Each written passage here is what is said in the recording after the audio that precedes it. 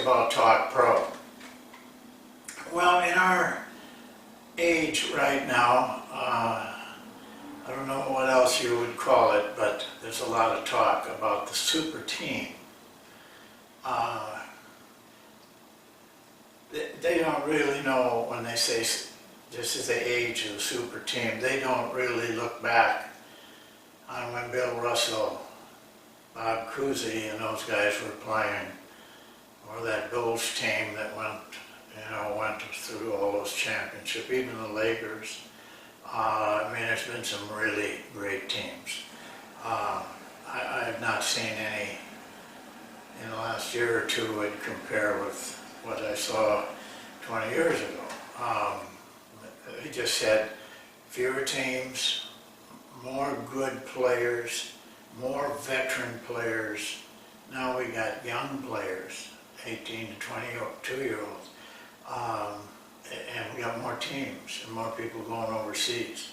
It just isn't as furious a clash between teams. But I got thinking about the super coach. Because in any period of time, you're going to have certain coaches that would fall into this category of a super coach. I hesitate to use that term, but because of the vernacular of the day, I will. In fact, you have a super coach in your conference. I don't care where you are, conference, league, whatever. There's somebody in your conference that is up above everybody else. And I can just about tell you what kind of guy he is, because I've seen so many of them. He's a coach that's been coaching over 15 years. Maybe even 20, 25. Usually those are the guys I'm going to talk about. They've been with the same institution for a long time. They hardly ever change jobs unless it's to go way much bigger.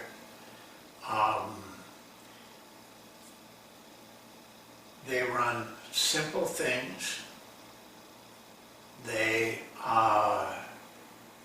very seldom change any part of their offense and defense. Year after year, you're going to see the same thing. You're going to play against the same thing. And they, as I said, they're simple. They're not, you don't see any really flashy things from them, from that coach. They don't come up with, gimmick stuff that really set them off in the community as a wonderful coach. It's just go to work every day. Come bring your best to every game. And their best is usually going to get them in the area of 65 to 75% wins year after year after year. They don't seem to, nothing seems to happen to them that will change things. Like a player picked up for something, a coach picked up for something, an injury. If they have injuries, generally, they just play right through them and the team keeps going, just like, the star player was there. They're the kind of coach that other coaches say, he'll beat you with his'n. Then he'll take yours and he'll give you his, and he'll beat you with your players and against his. That's the kind of coach we're talking about. These are super guys. These are guys that make this business, this profession, something special. They just want you. You want to be with them. If you're at a clinic and they're hanging around, you want to be talking to them. not to the guys around you. They're not going to give you any help because they're no better than you are. But that's the guy, you know, and he'll be, generally, all those guys are really anxious to talk to coaches. But they won't talk a lot, and they won't play themselves up as they're something special. But they know they are, but they don't need to advertise it. They just set their team out there on the floor. And that's all the stamp of approval that they need. You know, another sign of them is their players. The players seem to be very well behaved, very, no, they come into your gym and they know they're going to win the game. And they know, but they're not bravado about it. They're not snobs about it. They just know. And they behave like a person that knows. They behave a lot of times like the coach. If the coach is kind of a laid-back guy, they're kind of laid back. If he's kind of an aggressive guy, they're aggressive. It's the kind of rapport he has with his team. He doesn't talk to them much.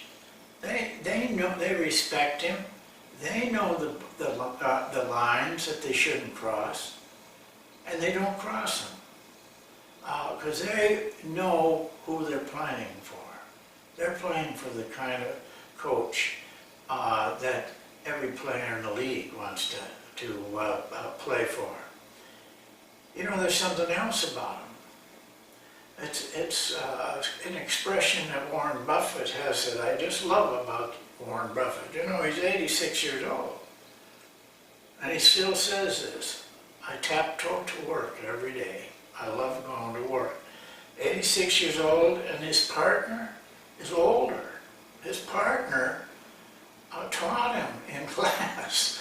And those two guys in a very small office in Omaha, Nebraska, you know, are probably the biggest financial development of any place in the world. Well, the coach I'm talking about feels that way about his job. He doesn't come in looking like, oh boy, we got to go through, what are we going to do in practice? Oh, I don't want to run that again. He comes in anxious for practice. He knows he's not going to do anything new, but he wants to be around those players. He wants to be getting his team better. He loves to watch his team get better. That's the kind of guy this guy is, this super coach is. He does his own film work. You know, he takes films home at night. Maybe an assistant works with him once in a while, or all the time. You know, one that he really puts a lot of trust in. You know, he doesn't depend on crisscross or huddle, because he knows that the guys doing those film works are young kids that have never coached a day in their life. He's not going to put his hands in their doing. He'll do it himself. He doesn't mind. He does his own film work. You know, he gets his pad out and he keeps track of the things that he thinks are important. He knows he has to have facts. I mean, he's been around. He knows he can't just go by what people think they see or he sees. He knows he's got to have some background on what he's doing. But this is one thing he is. He's highly successful. They all are, those guys. You look at the record, 20 years, they've won 75% of their games. You'd like to have that, wouldn't you? They may stay in a certain place because that's where they want to stay. But they all have opportunities to go much higher. And some of them take them. And usually, when they take them, they do very well. They're not the kind of guys who have a year or two, a good year or two, and get promoted up. Some team thinks they're the hot thing, and they bring them in, and it's complete chaos. You don't outcoach them. If you're going to win, you're going to have some luck. You know who I'm talking about. Don't you want to be like that guy? Why would you want to be like that guy over here that wins 50% of his games if he's having a good year? Why would you want to be like him? Why wouldn't you want to be like that guy that runs the same thing every year, and the young guys all kind of poo-poo it because it's old-fashioned? Well, nothing's old-fashioned in basketball. It's what you got to do to. There's nothing that wears out in basketball coaching. It's good stuff in the 20s. Is good stuff in the 2017. It just is good stuff. That's why. The rest of it wears out. We have this, I've told you. I just see what they're doing with pick and rolls now defensively. That's a wave. A couple of years, it'll be gone. It'll be something else. But not with these guys. And you know, these guys may not know they got us, what they've got. But I know what they got. First of all, you know, they win. That's one thing they do. Second of all, they have a system. They may not know they have a system, or they will know, but they won't maybe have a name for it. They won't maybe know how to explain it. I'll give you a good example. Jerry Sloan with the Utah Jazz. He had a terrific system. It was a shoot-off of Dick Motta. Motta had a terrific system. Jerry and Phil both, played for Dick Motta. Have used his stuff, but they've also used their own. But if you talk to Jerry, I've known him 30, 35 years, his answer is not going to be something that you feel real good about. It's going to disappoint you.